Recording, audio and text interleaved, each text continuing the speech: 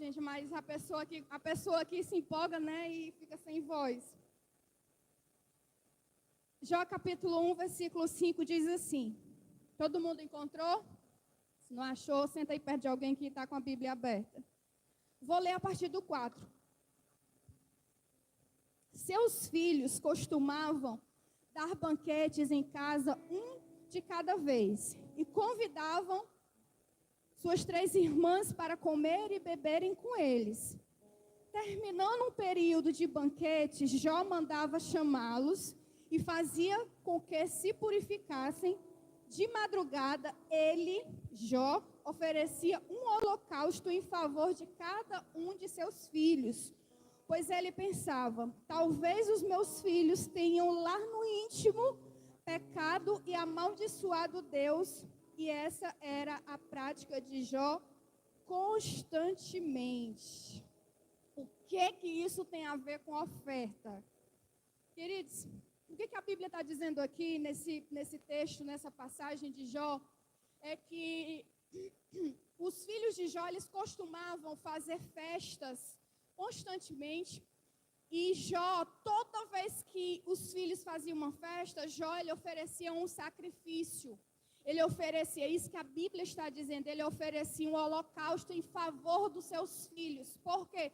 Porque ele não sabia o que acontecia naquelas festas. Sabe lá o que acontecia naquelas festas? Então, Jó, ele oferecia ofertas de sacrifício pelos seus filhos. Então, grava isso. Toda vez que tinha festa, na madrugada seguinte, na casa de Jó tinha oferta. E um dia, o diabo, ele aparece, ele vai até Deus, e ele diz assim... E Deus diz assim para Satanás, viu aí o meu servo Jó? Aí começou a elogiar Jó, falar das qualidades, falar da sua conduta, do seu comportamento exemplar. E aí Satanás diz assim, claro, você dá tudo para ele. Você coloca uma cerca. Gente, a Bíblia fala isso, eu estava lendo, eu compartilhei com meu marido. Amor, o que tu entende quando a gente fala de cerca? Porque o diabo, ele diz assim para Deus, claro, você dá tudo para ele, você coloca uma cerca em volta dele e de tudo que ele tem. Cerca fala de proteção. E é isso que acontece quando nós somos fiéis ao Senhor. Existe uma cerca, existe a proteção do Senhor sobre as nossas vidas. E aí ele diz assim, mas eu quero ver se você me autoriza eu tocar na vida de Jó. Eu tocar nas coisas de Jó. Porque te servir desse jeito aí, você dando tudo para ele, é fácil demais. Mas eu quero ver se eu tocar, se você me autoriza a tocar nas coisas dele, se ele vai continuar sendo fiel a ti. E Deus permitiu que Satanás tocasse nas coisas de Jó, só não podia tocar a sua vida. Então... eu não sei se você já leu o livro de Jó, e se já leu, se você observou, qual foi a primeira coisa que o diabo tirou de Jó. Só para a gente entender, se você tiver com a Bíblia aberta, senão você anota e depois você lê em casa. No verso 13 diz assim, ó. Certo dia, quando os filhos e as filhas de Jó estavam num banquete, comendo e bebendo vinho na casa do irmão mais velho, eles estavam fazendo festa. Então ia ter o quê na madrugada seguinte? Oferta. Um mensageiro veio dizer a Jó, os bois, em algumas versões, os novilhos, estavam arando e os jumentos estavam pastando por perto, quando os sabeus os atacaram e os levaram embora. Mataram a espada e os empregados. E eu fui o único que escapou para te contar. Enquanto ele ainda estava falando, chegou outro mensageiro e disse, fogo de Deus caiu do céu e queimou totalmente as ovelhas. Queridos, Jó, ele era o homem mais rico do Oriente. E isso nos ensina que nós podemos ser milionários e permanecer fiéis. E Jó... Satanás, ele já tinha sido liberado, ele tocar nas coisas de Jó. Só que Satanás não é burro. E na hora que ele teve essa oportunidade, Ele tinha a oportunidade de tocar nos filhos, que é algo que mexe completamente com a nossa estrutura. Ele tinha a oportunidade de mexer com a fama, com a saúde, mas ele foi primeiro e tocou e tirou a oferta. Porque naquele tempo, o que eles usavam para ofertar era o novilho e as ovelhas. Quem é a ovelha de Deus, gente? É Jesus. É a ovelha, é o novilho que era usado para sacrificar, para dar ofertas ao Senhor. E por que então a Bíblia diz assim, ó, a primeira coisa que o diabo tirou foi o novilho e o boi. A segunda coisa que o diabo tirou foi a ovelha. E por que ele fez isso? Porque enquanto tem muito crente duvidando, Satanás sabe aonde tocar primeiro para depois ele conseguir tocar no restante. O diabo sabe que a palavra de Deus, queridos, funciona. E ele tem medo disso. E muitas vezes nós, como cristãos, não lemos a palavra e muitas vezes lemos, passamos por cima e fazemos de conta que não é para nós. Satanás, ele sabe que a palavra de Deus funciona. É por isso que ele coloca na cabeça de muita gente, de muito crente, que o dízimo é coisa do Velho Testamento, é coisa da lei. Mas lá em Mateus 23, quando Jesus estava confrontando os fariseus e os mestres da lei, ele diz assim: vocês são hipócritas, porque vocês devolvem o dízimo de tudo, da hortelã, do cominho, mas vocês não praticam a justiça. Aí Jesus disse assim, ó, vocês precisam praticar essas coisas sem cancelar aquelas. Jesus estava falando de quê no início da conversa com os fariseus?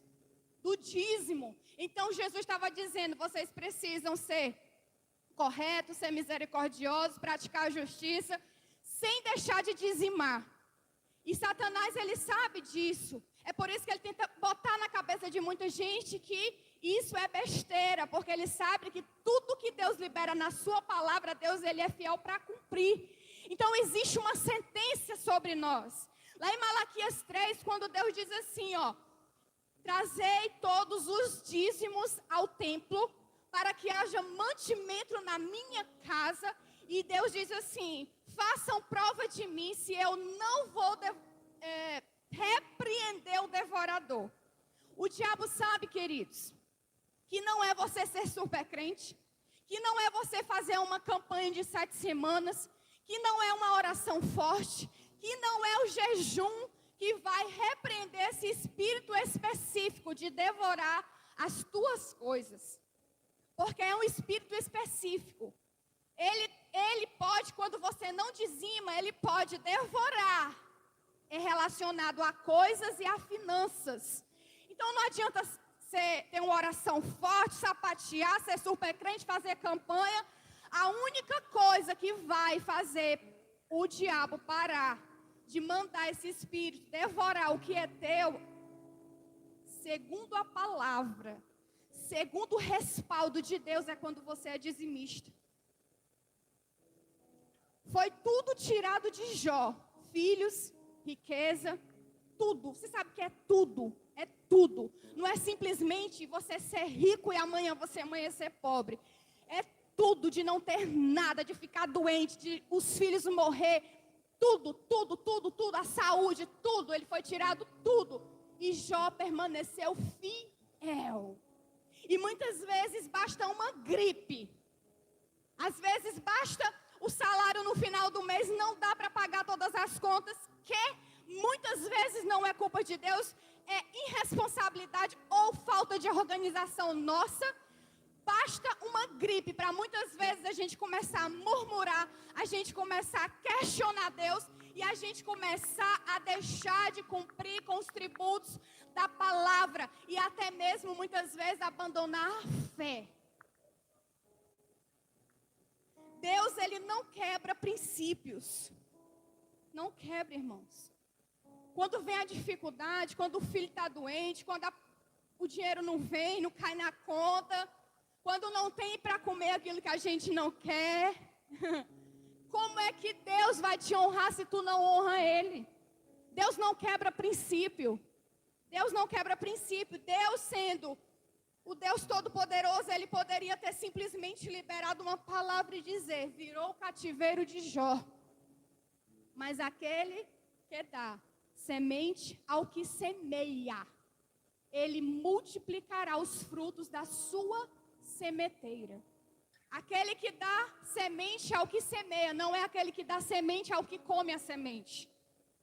Não é aquele que dá semente ao que come o fruto, simplesmente. Só para a gente entender, já estou finalizando. No capítulo 42, estamos quase encerrando. 7 e 8, eu vou ler aqui para vocês, diz assim, ó. Depois que o Senhor disse essa palavra a Jó, disse também a Elifaz, de Temã: estou indignado com você e com os seus 2 amigos, pois vocês não falaram o que é certo a meu respeito, como fez o meu servo Jó. Vão agora até o meu servo Jó, levem 7 novilhos e 7 carneiros. Quantos novilhos? Quantos carneiros? Certo. E com eles apresentem holocaustos em favor de vocês mesmos. Primeira coisa que o diabo tirou de Jó: o novilho, os novilhos, os bois. Segunda coisa, as ovelhas. Primeira coisa que Deus fez questão de devolver para Jó. Falem, gente, abrem a boca. Os novilhos e, segunda coisa, as ovelhas. Tipo assim, Jó, hoje você vai fazer aquela oferta. Queridos, Jó, ele poderia ter pegado desses 7 novilhos, eu não sei quanto é que vale hoje, eu acredito que uns 3 mil reais um novilho. Estou aqui chutando que é mais ou menos isso, ou mais, menos do que isso não é. Ele poderia ter pegado um novilho, que já era uma oferta alta, e ter sacrificado ao Senhor, e os outros 6 ele ter vendido, recomeçado a vida dele. Só que Jó, ele não se conformou simplesmente em ofertar 7 novilhos. Ele ofertou 7 novilhos e 7 ovelhas. Ele fez uma oferta dupla. Isso fala de porção dobrada. Isso fala de a porção tinha que ser dobrada e de dupla honra. Satanás, ele tirou tudo de Jó. Mas quando Deus manda devolver o novilho e a ovelha, Jó, ele fez questão de ofertar no altar do Senhor uma oferta dupla. E depois que ele ofertou, a Bíblia diz assim, ó. E Deus, ele simplesmente ignorou, ele não quis saber mais, ele não se referiu a palavra aos amigos de Jó. Mas a Jó, a Bíblia diz que Deus recebeu a Jó e a sua oferta. Interessante que a Bíblia diz que Deus não recebeu a Caim e a sua oferta. Deus recebeu Abel e a sua oferta. Por que isso? Porque Deus não está preocupado com o teu dinheiro. Deus não está olhando para o teu dinheiro. Deus está olhando para você. Porque a tua generosidade reflete quem você é. Antes de Deus receber o dinheiro que está nas tuas mãos, primeiro Ele já te aceitou ou Ele te reprovou. E para finalizar, depois eu quero dizer para você que depois que Deus ele aceita a oferta de Jó, aí sim, Deus muda o cativeiro de Jó. E a Bíblia diz que todos os que conheciam Jó foram lhe visitar.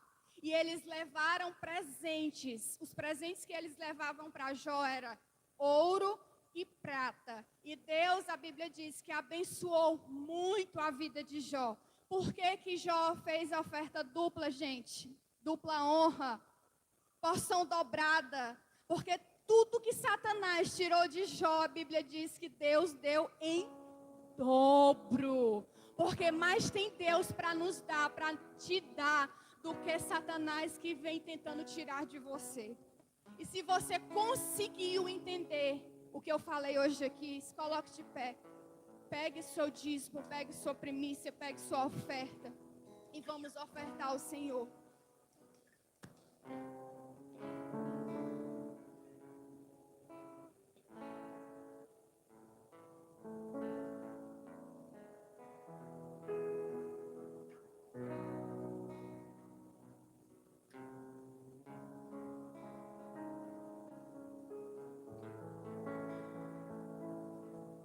Irmãos, deixa eu falar uma coisa para ti.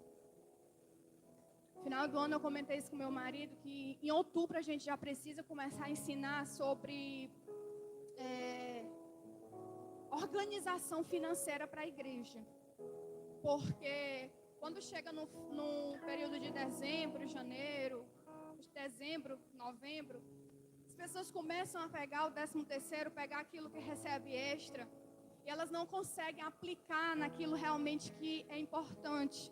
Ou pagar, quitar suas dívidas, ou fazer um investimento. Mas começam a investir em coisas fúteis, desnecessárias. Roupas, calçados, sai para restaurante para comer desnecessariamente. São coisas fúteis. E aqui eu estou falando, não é porque você não pode fazer isso. Lógico que você pode, quando você tem condições de fazer. Mas se você não tem, você não pode. E aí quando chega em janeiro, vem colégio de quem estuda em colégio particular, vem IPTU, IPVA, vem tanta coisa extra. Só que você não conseguiu guardar aquilo que você recebeu de extra no final do ano e você investe tudo em coisas erradas e quando chega no começo do ano você se aperta. E quando você se aperta, geralmente a primeira coisa que muitas pessoas não fazem mais é ser fiéis ao Senhor. E quando você deixa de ser fiel, acontece às vezes de alguém chegar para mim e dizer assim, apóstolo, esse mês eu não pude dizimar, mas assim, irmão, pelo amor de Deus, irmão, você que pensa em fazer isso, me dá uma satisfação, não faça mais não. Porque não é comigo que você tem que se preocupar. Não é comigo. Eu vou fazer uma pergunta aqui para vocês, e vocês não precisam me responder, só para reflexão. Quanto vocês gastaram de remédio esses últimos semanas e meses? Irmãos, acorda. Enquanto a gente está sendo ignorante em negligenciar a palavra, o diabo está se aproveitando daquilo que realmente funciona e que Deus pode proteger, mas ele não vai proteger porque nós não permitimos que ele faça. Então assim, Deus não vai poder honrar a tua vida se você não consegue se manter firme e fiel. E nas primeiras dificuldades, a primeira coisa que você tira é o que é do Senhor.